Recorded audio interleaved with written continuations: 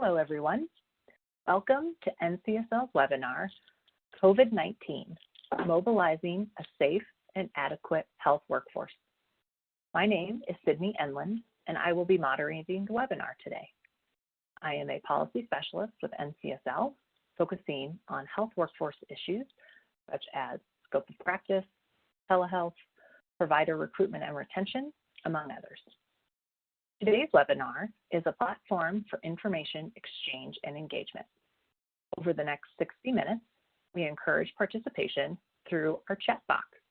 So feel free to type your questions and answer any questions in the chat box, which is located in the lower left hand of your screen. To begin building some comfortability with the chat function and to also learn who is on the line today, I invite you to type in the state from which you are calling from now.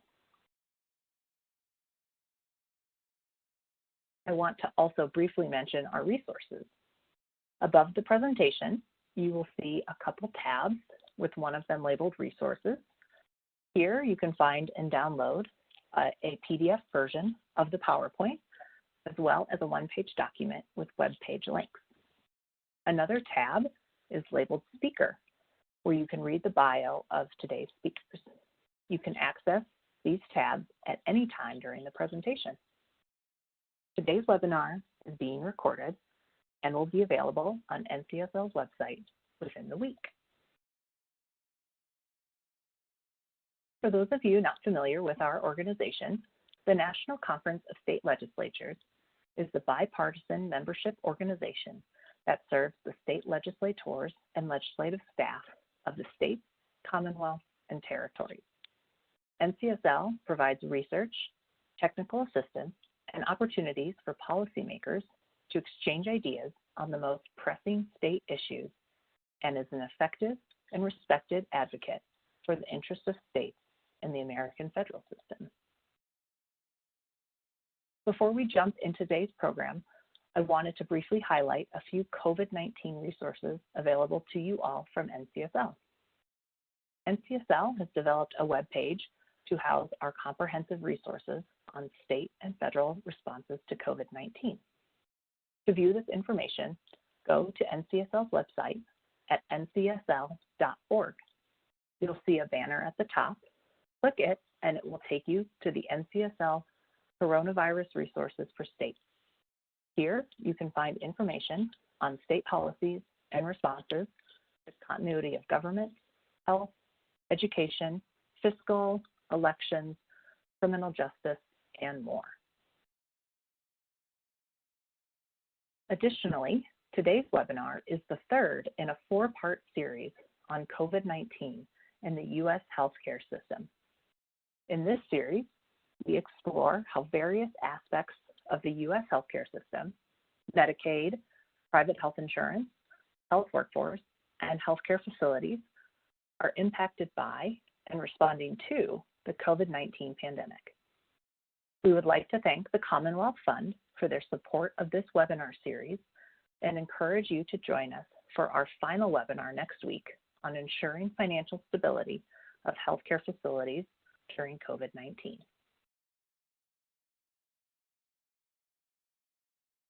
As the number of confirmed coronavirus cases continues to rise across the United States, there is increasing demand and strain on the healthcare workforce in each state. Today, we will discuss several policy options to ensure a safe and adequate healthcare workforce.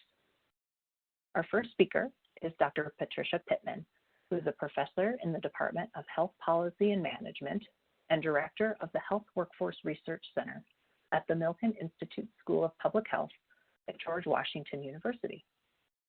Dr. Pittman will provide an overview of federal and state actions addressing the healthcare workforce, including scope of practice policies and revisions to the Families First Coronavirus Response Act and the CARES Act. Second, we will hear from Mei Kwong, who is the Executive Director of the Center for Connected Health Policy, and she will speak on national telehealth trends and related state actions. And finally, we will hear from Iris Hensey, who is a policy specialist in NCSL's Employment, Labor, and Retirement Program, and she will share state trends on waiving licensing requirements. And so with that, I will turn it over to Dr. Pittman. Thank you, Sydney. Thanks for inviting me. And hello, everyone. I'm excited to talk to you a little about the emergency health workforce policies to address COVID-19 that are unfolding as we speak. So I thought, let's see, Sydney, are you going to forward the slides? There you go. So I wanted to first make the case that the health workforce matters in not only during times of pandemics, but more generally, and we need to look at the health workforce through a policy lens.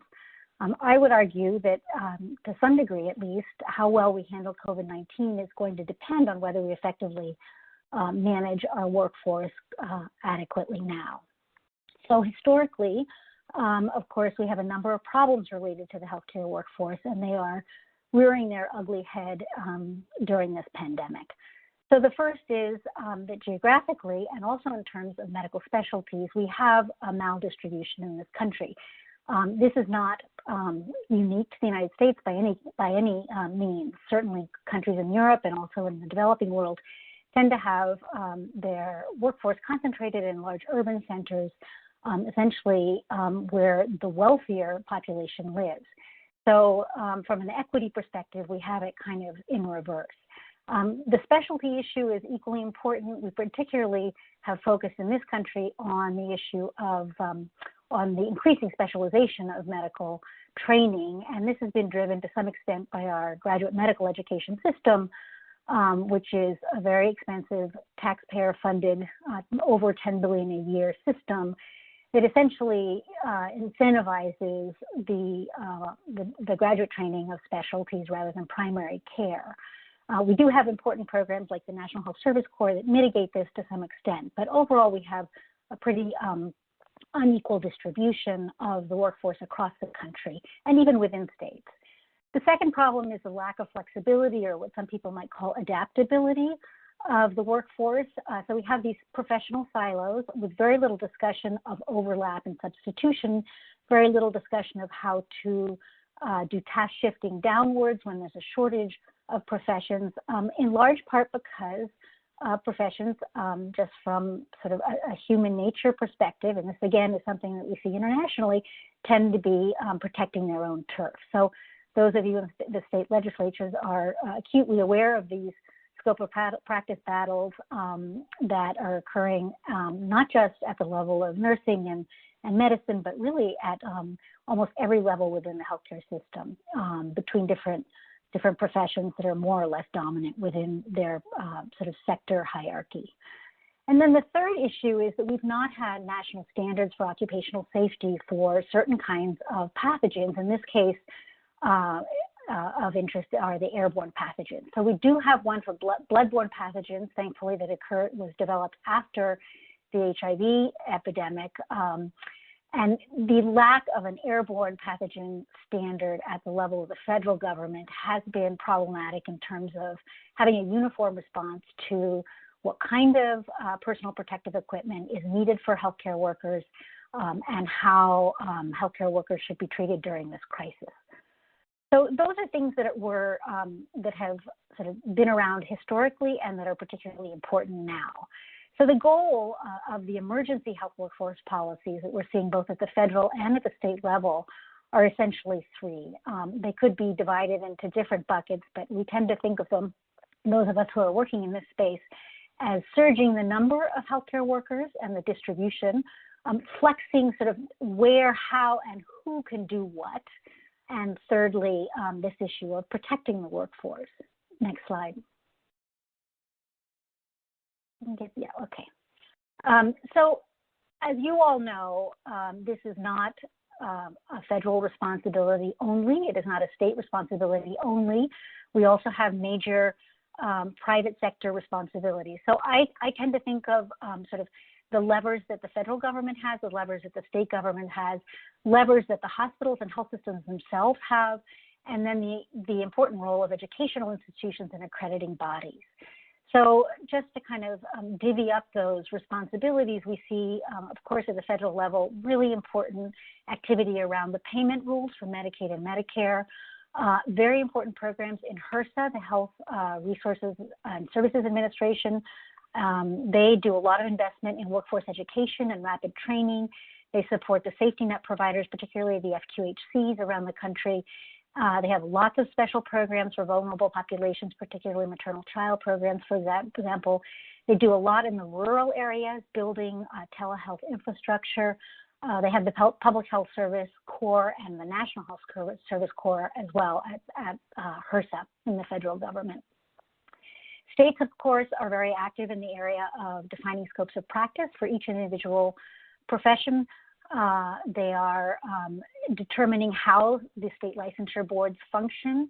Some states have state reserve health corps, but they're also potentially active in areas of defining standards and policies that can support the workers in place, including housing, childcare, those kinds of things that might help to reduce attrition during a pandemic.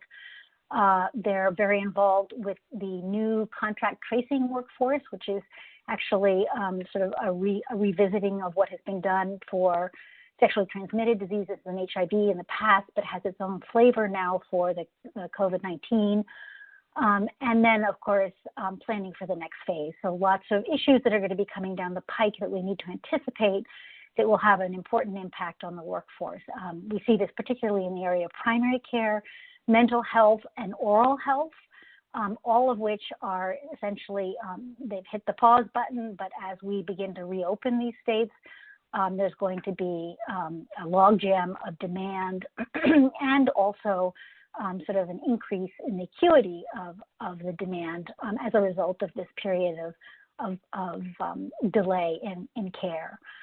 So these are all issues that everyone is going to be addressing, but in particular, states have a special role.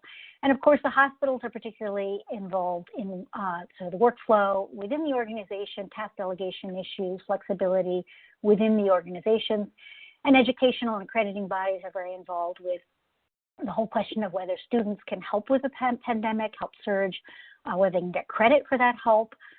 They're also involved in whether students can join the contact tracing workforce and thinking about what all of this is going to mean in terms of our young people's interest or lack thereof in becoming health professionals in the first place.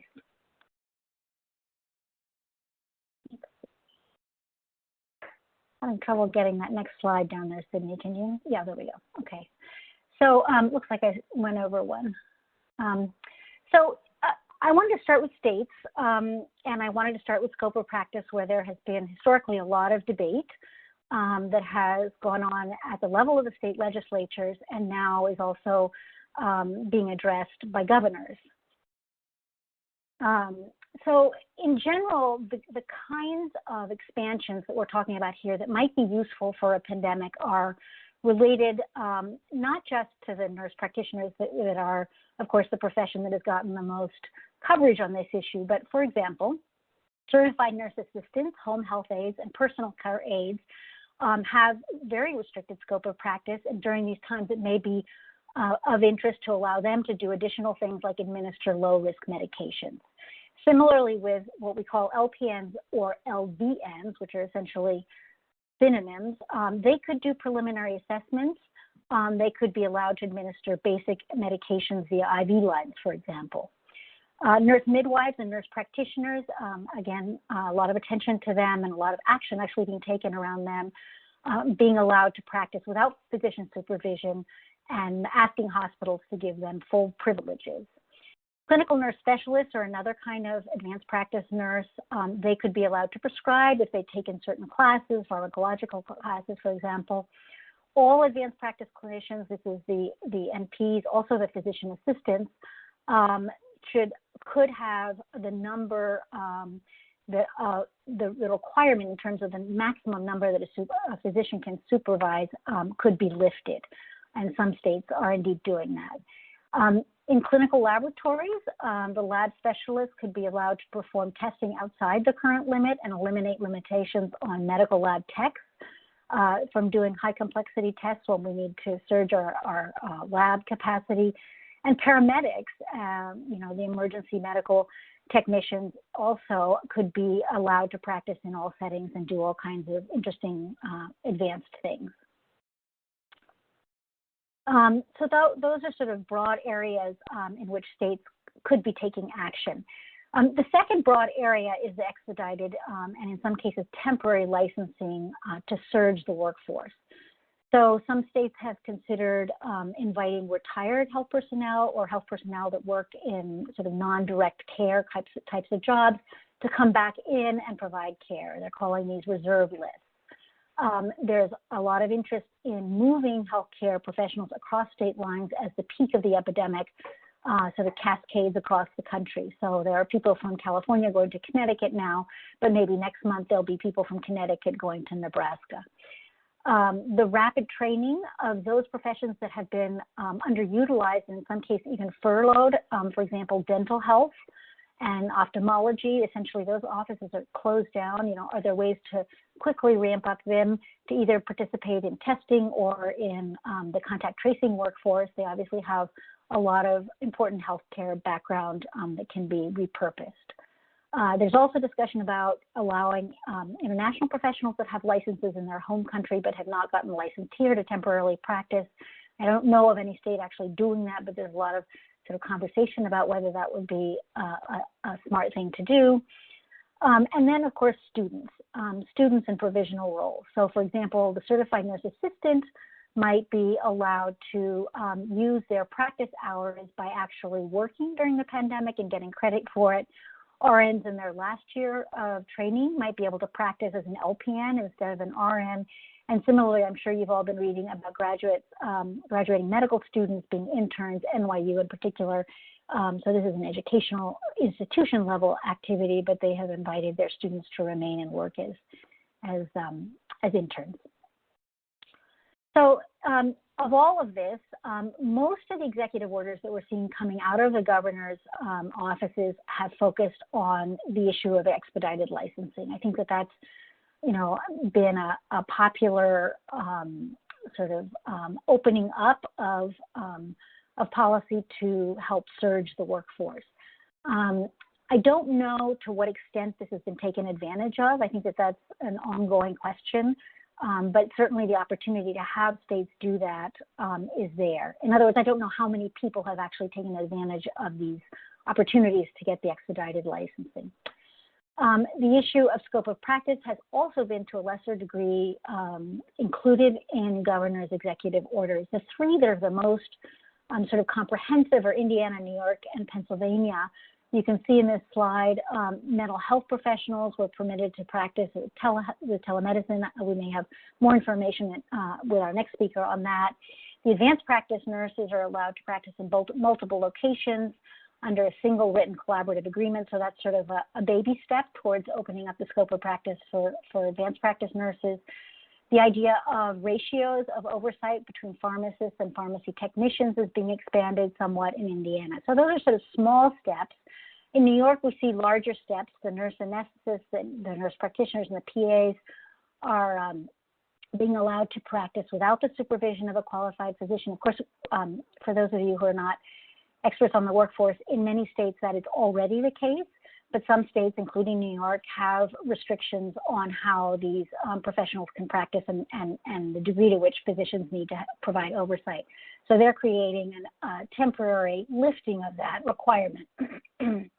RNs, excuse me, RNs under the order of specialists are allowed to do to collect swab specimens and do testing. Registered pharmacy technicians under the direct support of pharmacists are allowed to do additional activities as well. And similarly, we see in Pennsylvania that they're allowing midwives to work a little more freely. Similarly, for PAs under the osteopathic medicine board only, the osteopathic board is a little more flexible in terms of that. And MPs are being allowed to prescribe drugs and so on. And just a few more states here, Arizona, California, Florida, Kentucky, Nebraska, Tennessee, and Michigan have also all done some steps in the direction of expanding scope of practice. And These are links that you all can explore in the PowerPoint if you'd like to download it.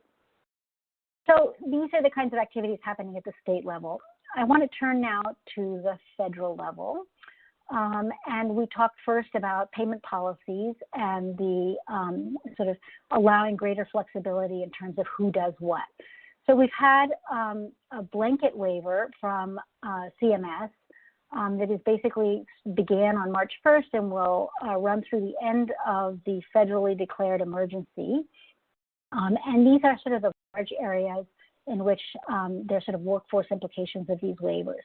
So the locations where people can provide services have been expanded, which is a super interesting idea, of course, because we don't want everyone to be concentrated in the hospital.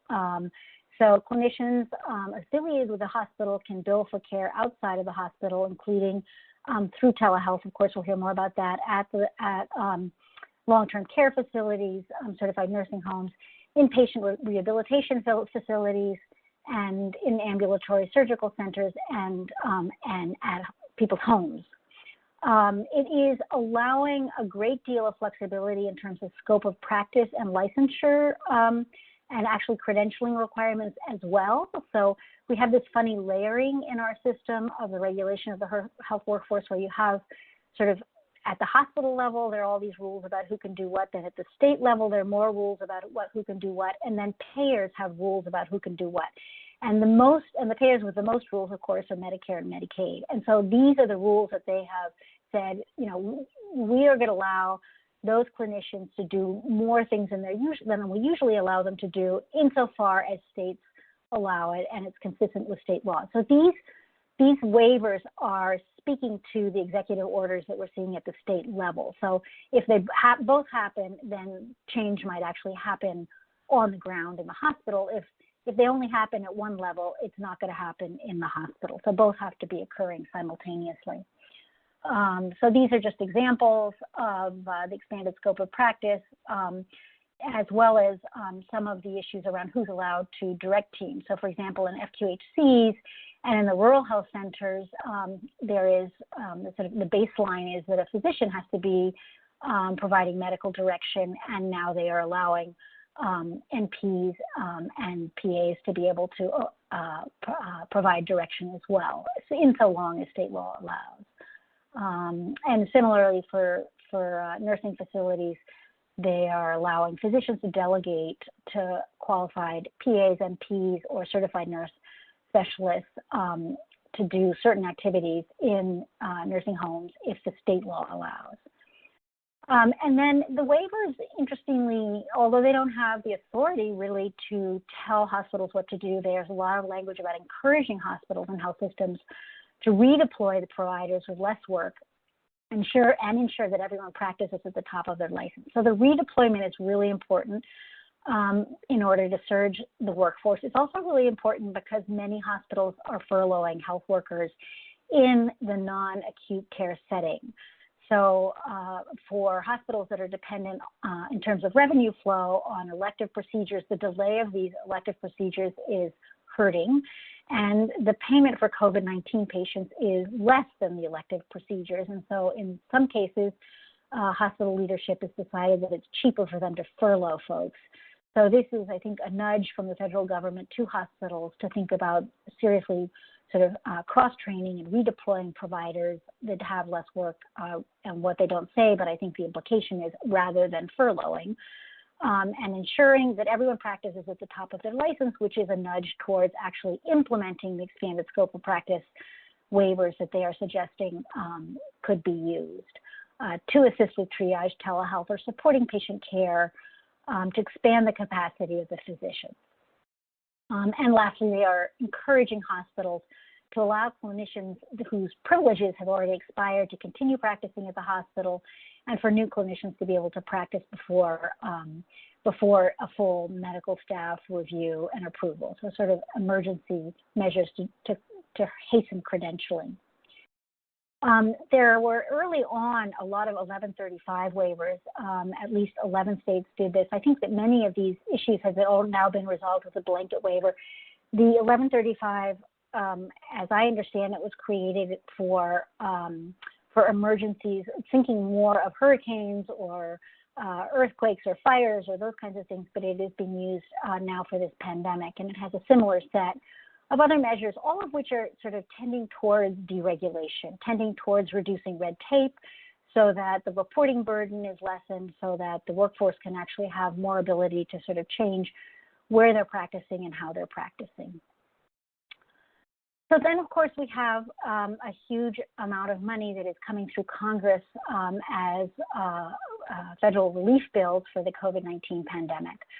And there are, I guess I've heard representatives refer to these as 3.5 bills. I would have counted them as 4, but I gather the last one is counted as a half bill. So the first, of course, was really focused on sort of supplemental response to the appropriations having to do with making sure that the community health centers were adequately funded, reimbursement for testing and visits, et cetera. So that is sort of general support that is relevant to the health workforce, but not perhaps sort of centrally focused on the health workforce. They did allocate $10 million specifically for an NIH institute that focuses on environmental health to do worker training to prevent and reduce exposure of frontline workers. And then we had, of course, the Families First coronavirus response, which focused mostly on support to families, but it did include additional testing money, additional money for PPE stock, the personal equipment that is needed to protect health workers in particular. We saw a lot of interest in this issue of liability protection and the ability for certain employees to be repurposed in the context of a public health emergency.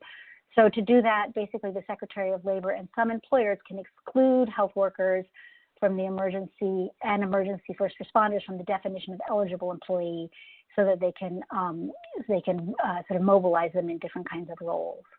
And this issue of liability for manufacturers, distributors, prescribers, and users of respiratory protective devices.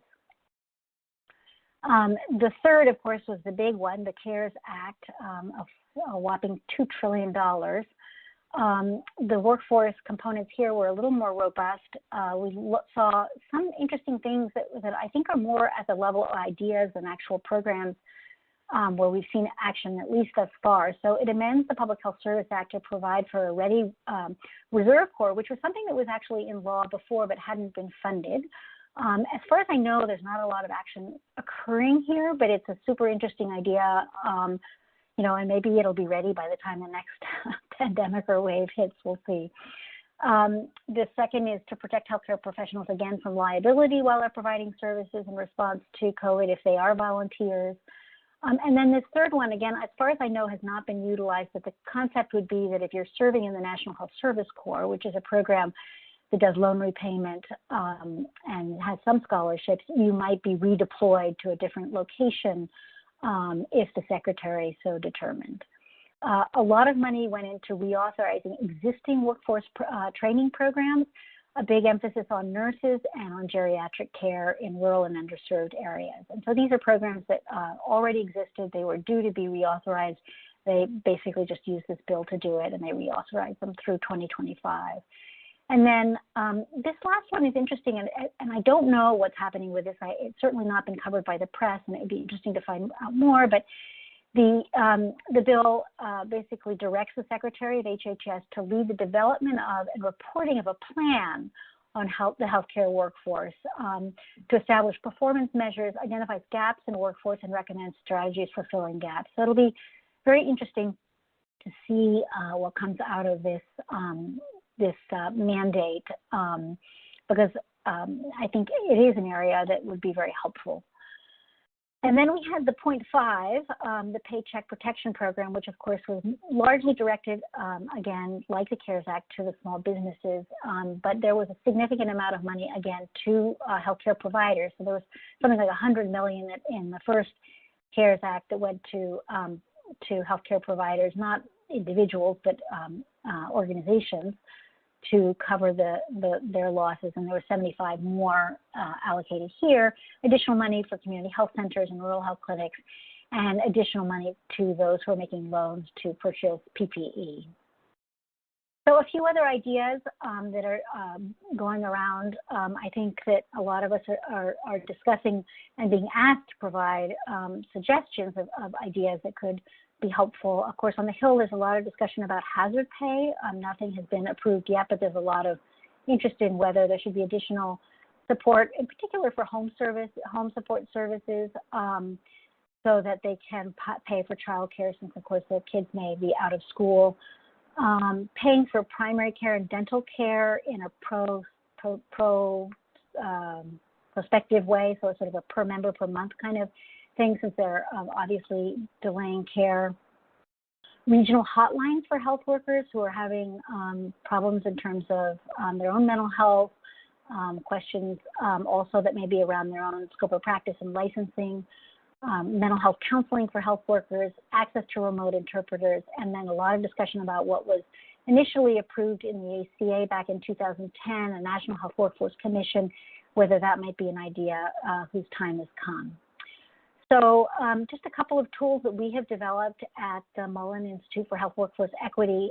We have a webinar series as well that you can find on our website, but these two in particular may be helpful to those of you planning the workforce issues at the state level. So the first is largely a hospital workforce estimator.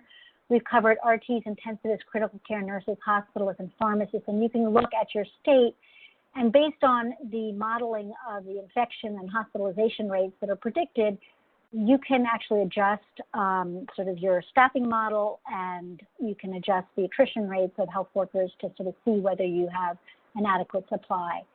And the second, which is being launched actually today, I think you all are the first to hear of this. Our press release hasn't even gone out, but you can find it on our website, is a tool for both the state and county level to be able to assess the number of contact tracing workers that they need.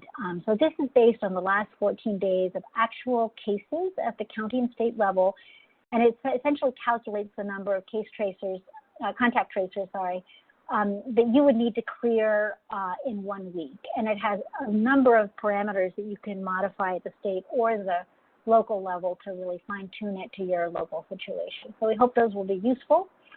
And I would just close to say that a lot of this discussion around how we surge the workforce, how we flex the workforce is likely to stick and help in terms of future outbreaks. We're getting a lot of data. You know, the work we've done is just one example of work being done all around the country to sort of very quickly try to pull together an understanding of supply and demand and distribution of the workforce.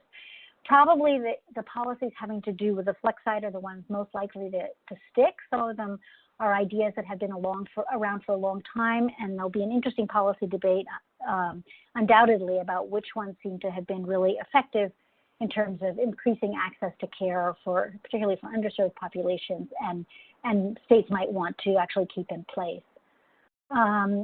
So I think also there continues to be a great interest in trying to develop these standards for airborne pathogens as well. So lots of activity, lots to be learned from this pandemic for sure.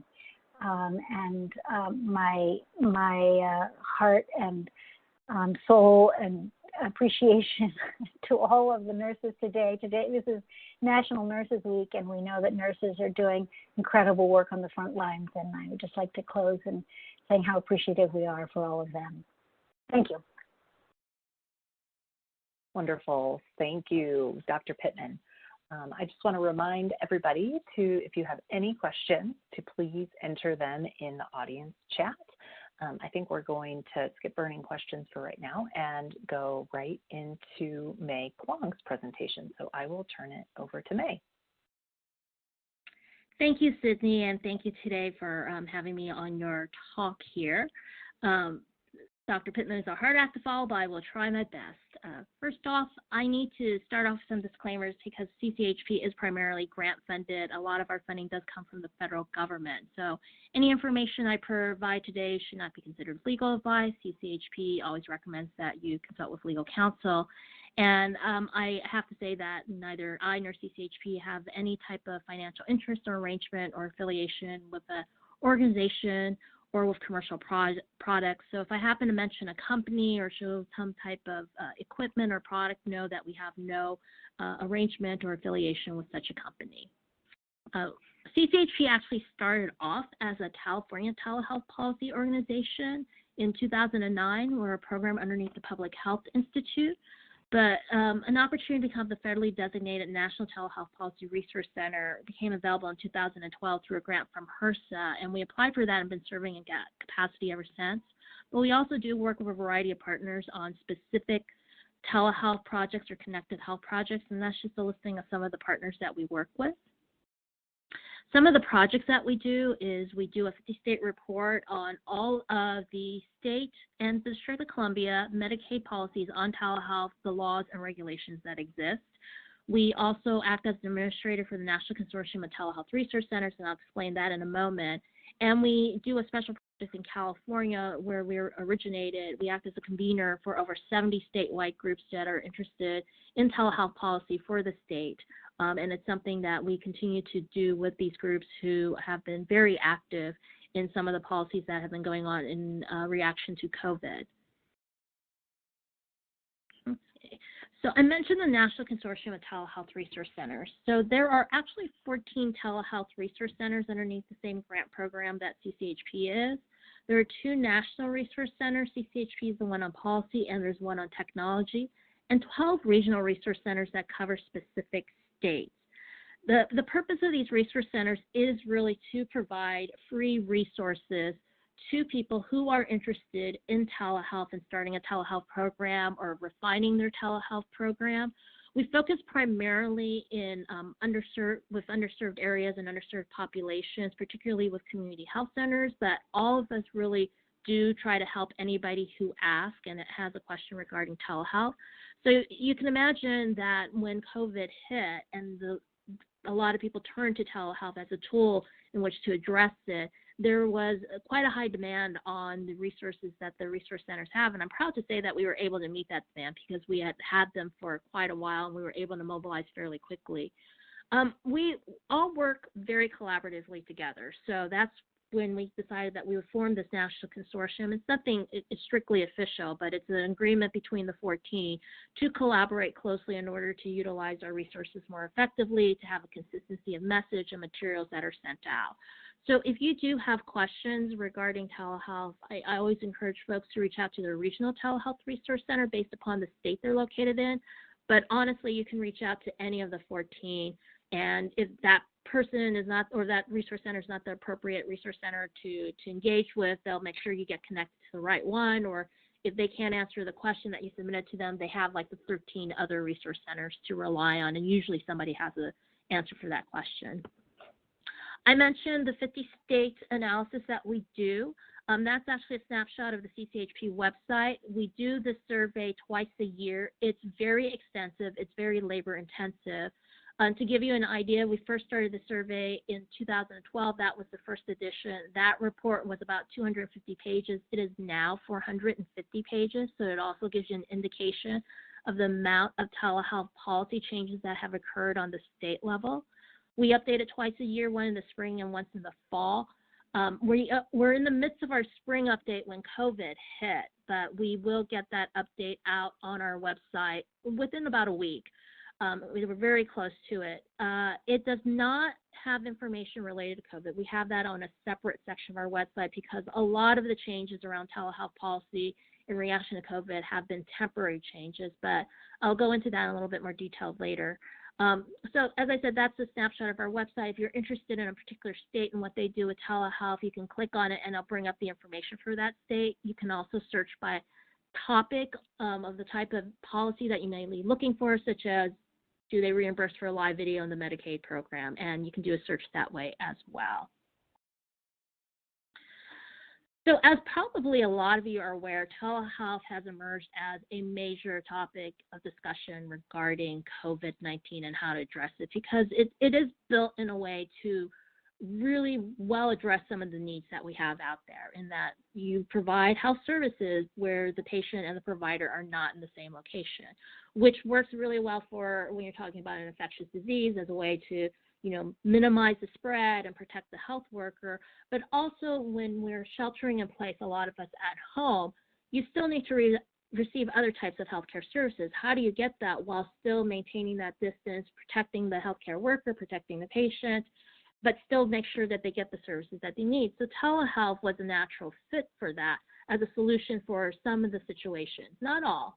Even I, as a telehealth advocate, say telehealth is not appropriate for every single situation, but it can address a lot of types of services that can be provided, a lot of situations.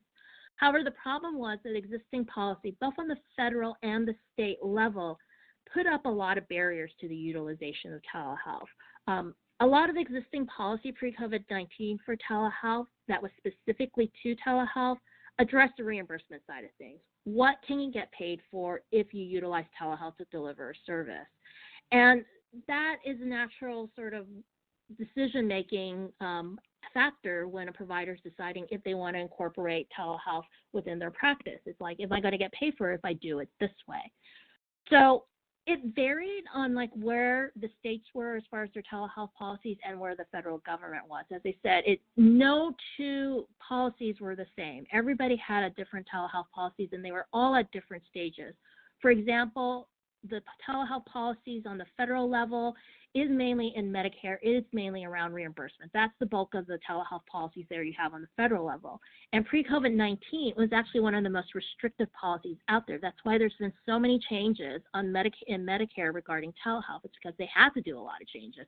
It was a fairly old type of policy, and it needed to be changed, or at least barriers needed to be temporarily waived in order to use it as effectively as possible.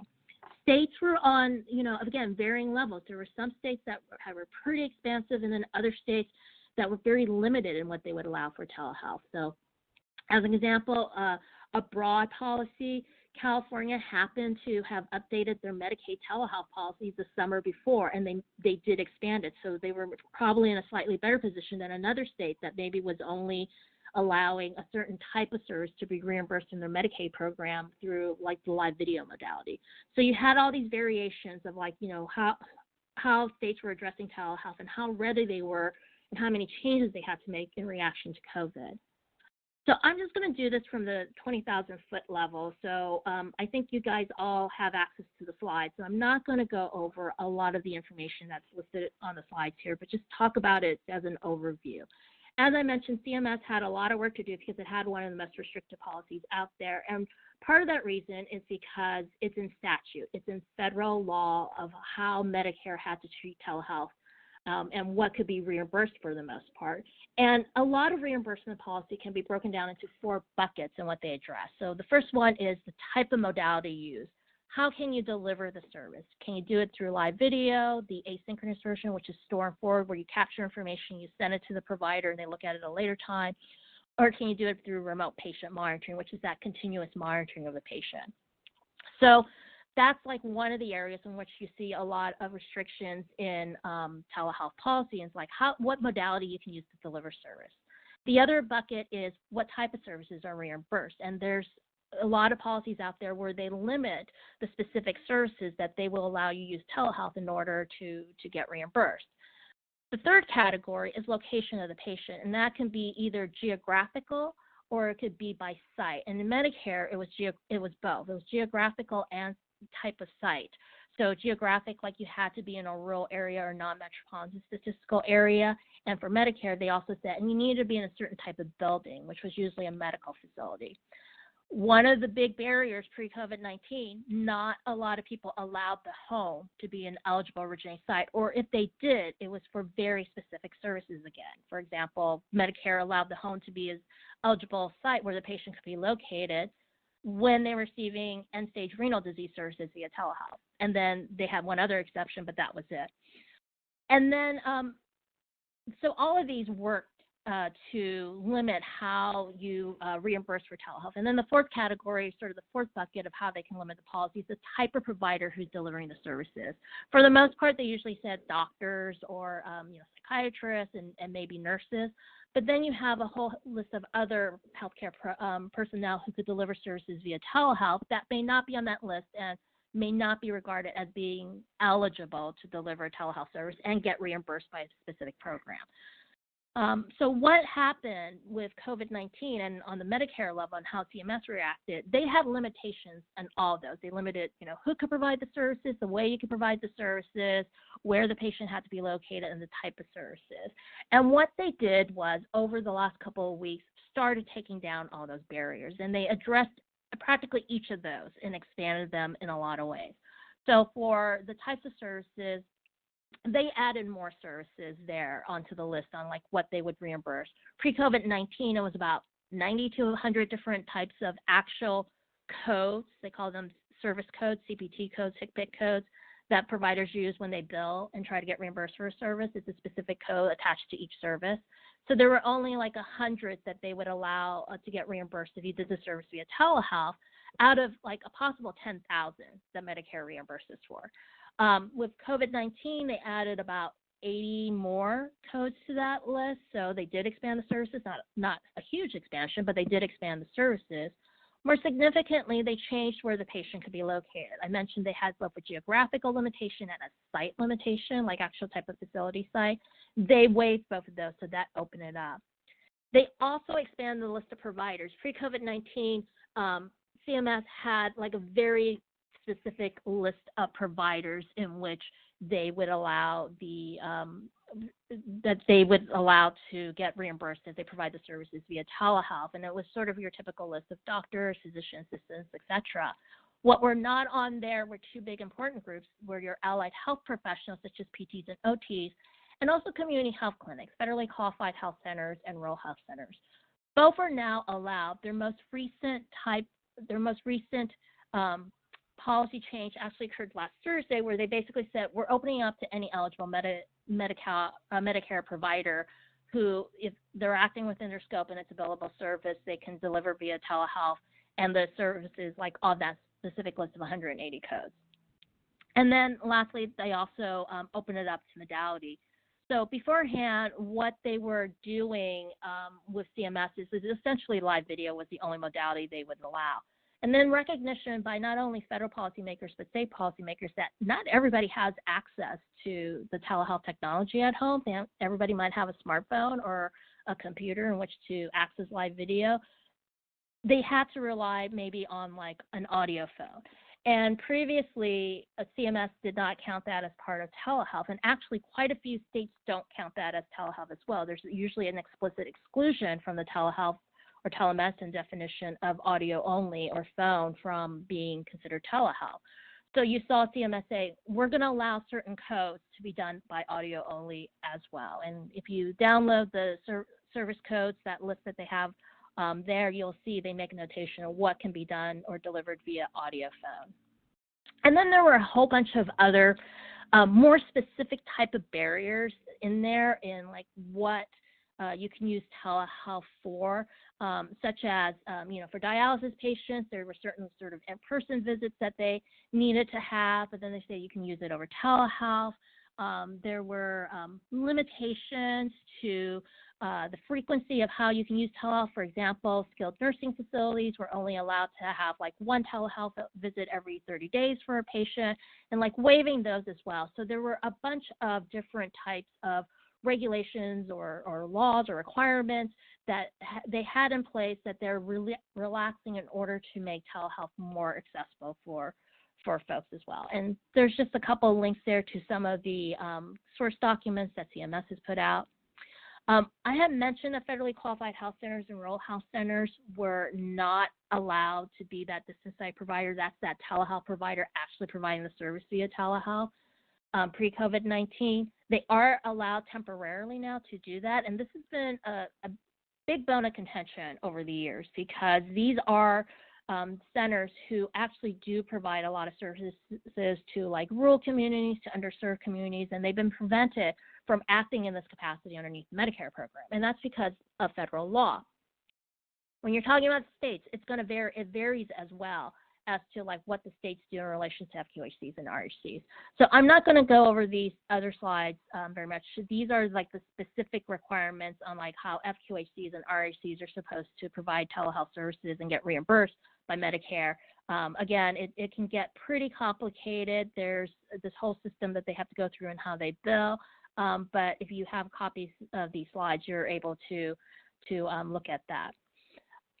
I want to talk really briefly about this because the way Medicare approaches the delivery of services via technology is in two ways. There's two actual buckets to it. One is the telehealth bucket, and that's what I just covered before. And then there's another separate bucket called technology-enabled communications-based services. The second bucket, it is using telehealth technology to provide services. The thing is, CMS does not call it telehealth. And because they don't call it telehealth, they aren't held by those federal restrictions that I talked about earlier. These are not considered telehealth services. These are considered the reasoning CMS has given, and they've been around for a couple of years, so this is not something new with COVID, but the reasoning that CMS has given is that these are services that aren't necessarily taking the place of an in-person delivered services, which is what telehealth does. There's not a one-to-one sort of switch off if you use telehealth. These are basically like new services that become available and providers are able to give now because the technology allows us to do that, and we're going to reimburse for this. So it doesn't come underneath telehealth. It's not held as telehealth restrictions. We'll put other restrictions on there, but these are available as well. And why this might be important is it's another way of delivering services via telehealth, though it's not called that. CMS started this trend, but we did do a study, and we have noticed that state Medicaid programs have also started reimbursing for some of these codes and these services as well. Though, again, you guys don't call them telehealth. The state Medicaid programs have not called them telehealth. They're in a separate category, and they are available. We like to make providers aware of that, to know that these are other options out there for them to provide services to patients. Again, and then FQHCs, they also have again, kind of quirky like policies around them where Medicare is concerned, so they have specific rules on how they're supposed to apply those type of codes as well. An interesting thing here to be aware of, I talked about adding the services to the list of eligible services for reimbursement in the Medicare program. Typically, the way that CMS has done it in the past is that they have two tests. And if you pass one of the tests, your services can get on there. So one test is if somebody recommends a code to be reimbursed, if it's delivered via telehealth, if that code is similar to something that's already on the telehealth list, they'll accept it. And then the second sort of way of like getting on that list, the second test is if a person wants to suggest a code for reimbursement by CMS in the Medicare program, they submit like enough evidence to show that it would be the same as in-person services. Two kind of like very difficult tests to meet in order to get like an additional service on that list of eligible services. So what CMS has said during COVID, basically we'll listen to your suggestion. If we think it fits in, we'll just put it on the list. So that's sort of like another option, another easier way to allow more telehealth services to be included for reimbursement. Other federal policies to note regarding telehealth, I said a lot of it was reimbursement. Not all of it is, though. So this is also very important to providers, and that's the prescribing when using telehealth. So when you're talking about controlled substances, that's underneath federal law. There are about six narrow exceptions in how you can use telehealth to prescribe a controlled substance without having that in-person examination. One of those exceptions is when a public health emergency is declared. Public health emergency has been declared, it kicked in, so basically it's a little bit easier for providers to prescribe a controlled substance via telehealth during this pandemic. One other sort of surprising exception they had made is that they said that you can now use phone if you are treating opioid use disorders, and if you meet other certain conditions, you can use phone to prescribe buprenorphine. So it's very specific, but it was really interesting that they allowed the phone, the audio only, to be a way of like prescribing as well. Again, it's in recognition that not everybody has access to technology. The only thing they may have is like an audio only phone. What's going on the state level? So pre-COVID-19, you basically had every Medicaid program reimbursing for some type of telehealth through the live video modality. Store-informed remote patient monitoring, not as popular. Again, that's actually really important. There's usually a lot of caveats that they were reimbursing for store-informed remote patient monitoring, and that's important because remote patient monitoring is typically the the service that they're talking about when they say the home can be an eligible site where the patient is located with the service taking place. Because they put a lot of caveats on it, they reflected what was happening in Medicare and saying like certain things can take place in the home, and that's it. States also have private payer laws regarding telehealth and like what they're supposed to do, health insurance companies are supposed to do regarding telehealth, and they varied widely. So you had everything from a state saying health plan, you can cover telehealth delivery services if you so choose, all the way to health plans, you shall cover telehealth services same way as you would in person, and by the way you would pay the same amount, and everybody else falling in between. Again, that's going to dictate how much the executive branch can dictate to the health plans what they can do regarding telehealth too. Common things, policy changes we saw through executive orders it's sort of really what was reflected on the federal level with Medicare, allowing the home to be an eligible originating site, allowing the phone to be a way of like delivering services, and also requiring health plans, putting some sort of requirement on health plans and what they were supposed to cover with telehealth. And again, that kind of ranged in like what they were allowing. Less common telehealth policy changes we saw, like expanding the modalities beyond the phone. Not some states were doing that, allowing more storm-forward remote patient monitoring, not a whole lot. Again, expanding the list of eligible providers. A lot of states did have like a limited list of providers that they would allow to provide services via telehealth. So expanding that to allow allied health professionals. And also a majority of states have consent requirements regarding telehealth, saying that you need to get like a prior consent in order to provide the services via telehealth. This is what you need to do.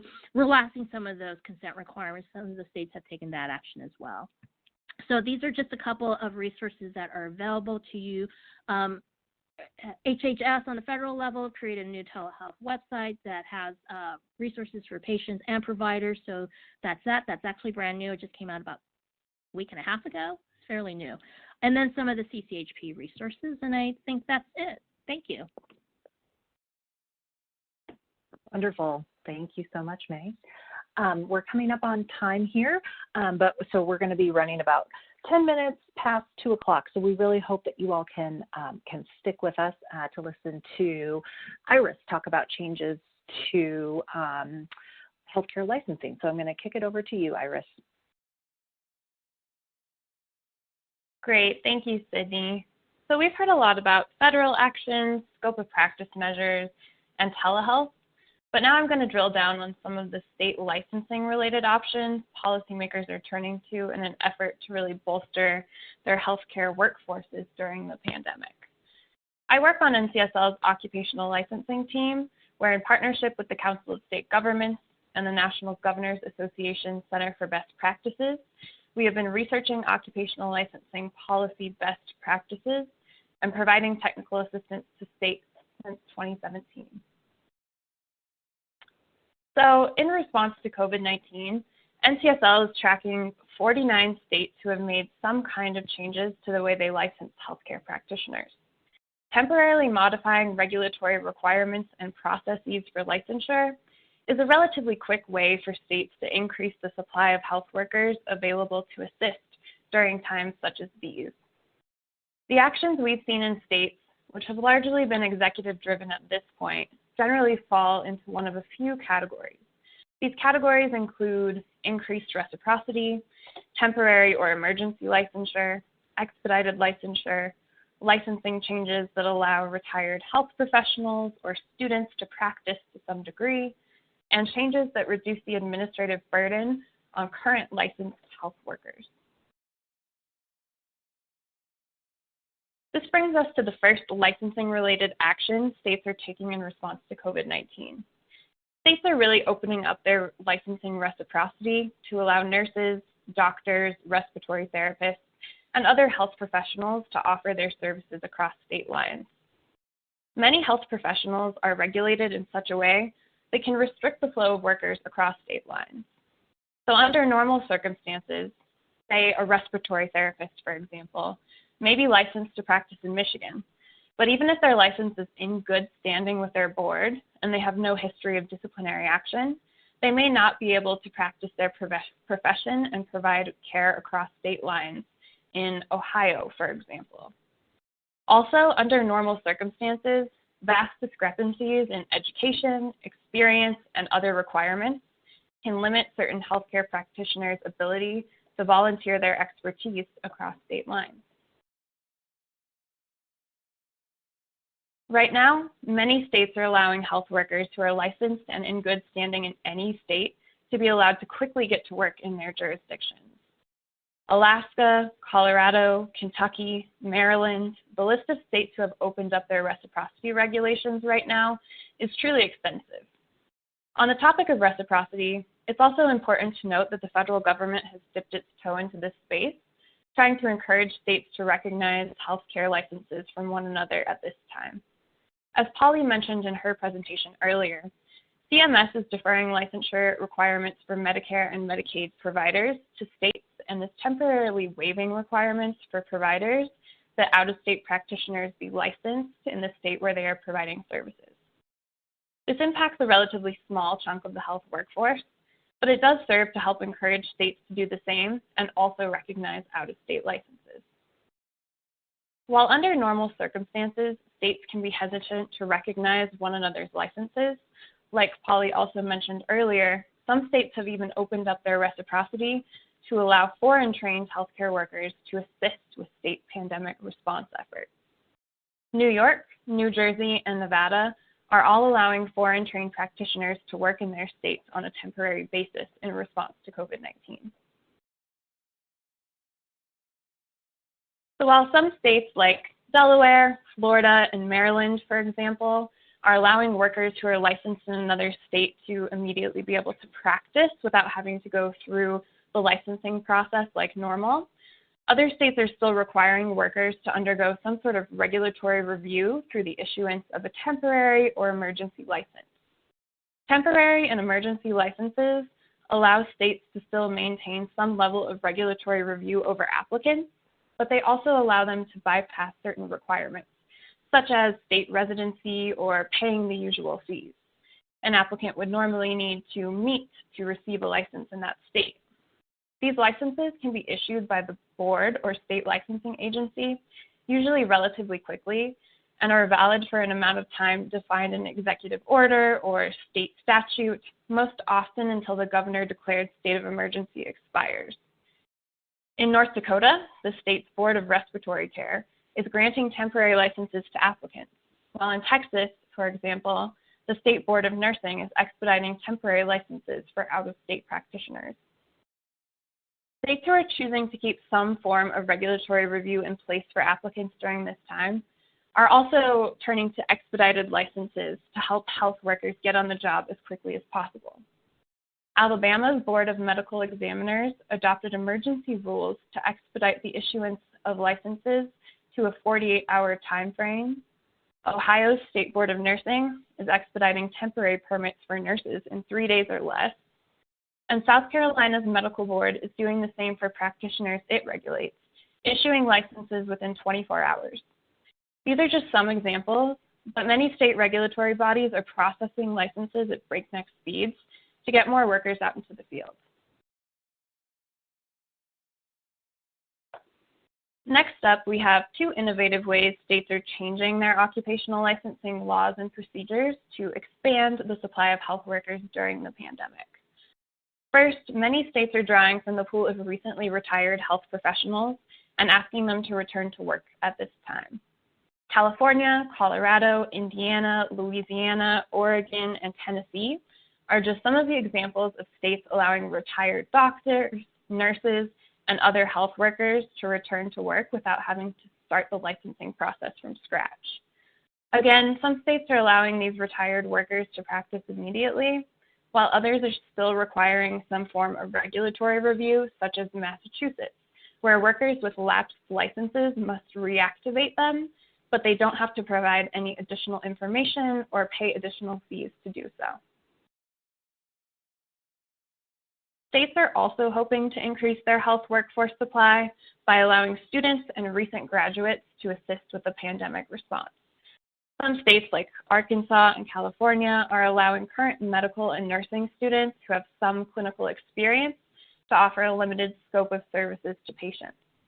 Louisiana is expediting graduation for medical, nursing, and other health students who are nearing the end of their education.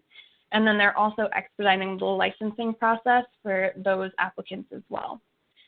Other states like Vermont are currently issuing temporary licenses for students who have graduated from their programs but have not yet been able to take their licensing exams due to COVID.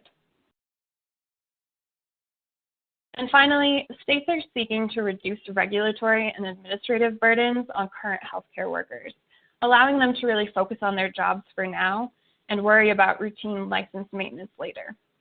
A number of states are delaying license renewals. Arizona, for example, is deferring renewal requirements for any license up for renewal between March 1st and September 1st of this year. And Wyoming is similarly deferring renewals for any licensees that would need to renew between June 30th and September 20th of this year. Some states are also waiving licensing renewal fees workers would typically be required to pay when renewing a license. And finally, either delaying or waiving continuing education completion requirements is another licensing-related strategy states are taking to temporarily ease administrative burdens on healthcare workers. And with that, we've covered most of the licensing-related actions states are taking to increase their supply of health workers available to combat COVID-19. Academics and others in the licensing space are starting to speculate on what states may do with some of these measures. Will policymakers decide to extend some of them beyond this current crisis, or will things go back to usual in the licensing world? Right now, we don't know, but we will continue to track state actions at NCSL. To learn more, you can check out NCSL's licensing resources at www.ncsl.org/state-license. And thanks so much for listening in. Sydney, I'll turn it back to you. Wonderful. Thank you so much, Iris. So I know that we are a little bit over time, but if you have any questions, please type them into the chat box. I also want to make you aware of all of our additional resources. I have a few listed on this final slide. However, the document in the resources guide has a few more in addition to these. So unless we have one question. Are any states allowing for temporary or emergency certifications for students near completion but are unable to complete the requirements such as clinical hours or certification exams?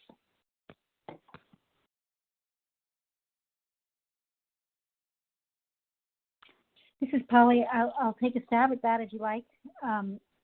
I believe that New York has taken the lead in this, but of interest in particular for the nursing profession, the what is often called the Tri-Council, which is actually 4 of the leading nurse organizations at a national level, the American Nurse Association, the American Association of Nursing Colleges, the National Council of State Boards of Nursing, and the Association of Nurse Leaders, I think it's called, which is under the American Hospital Association, all came out with a joint, and also the Student Nurses Association came out with a joint statement calling for basically licensure bodies at the state level to allow practice hours to count for students that were serving during the pandemic, because actually the opposite was starting to happen at the beginning of the pandemic. Of course, the problem was that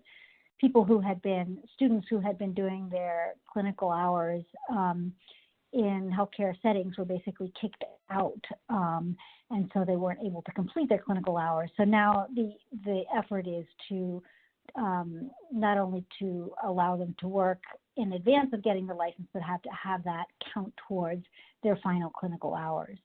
And I think in medicine as well, there's a lot of discussion about that, although I'm not aware of states that have actually taken action in that regard. But there's a lot of activity at the level of the medical associations nationally proposing that.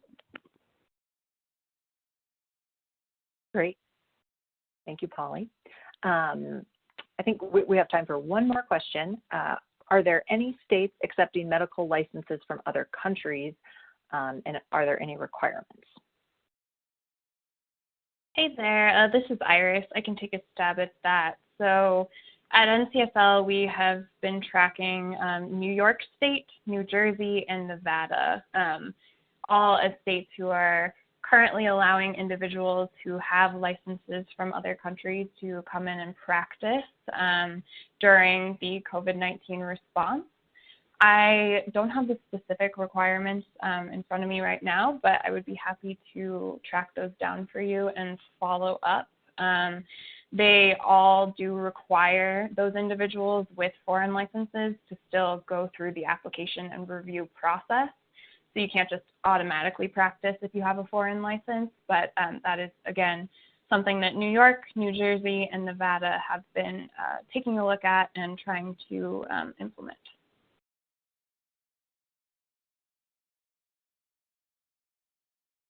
Great.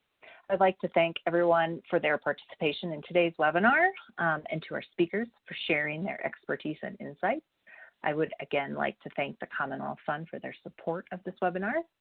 I'd also like to point our attendees to the additional resources in the Resources tab. And at the conclusion of this webinar, a very short survey will pop up on your screen, and we would really appreciate you taking the time to provide your feedback. Again, thank you to all of our speakers and to all of our attendees. We hope you have a great day.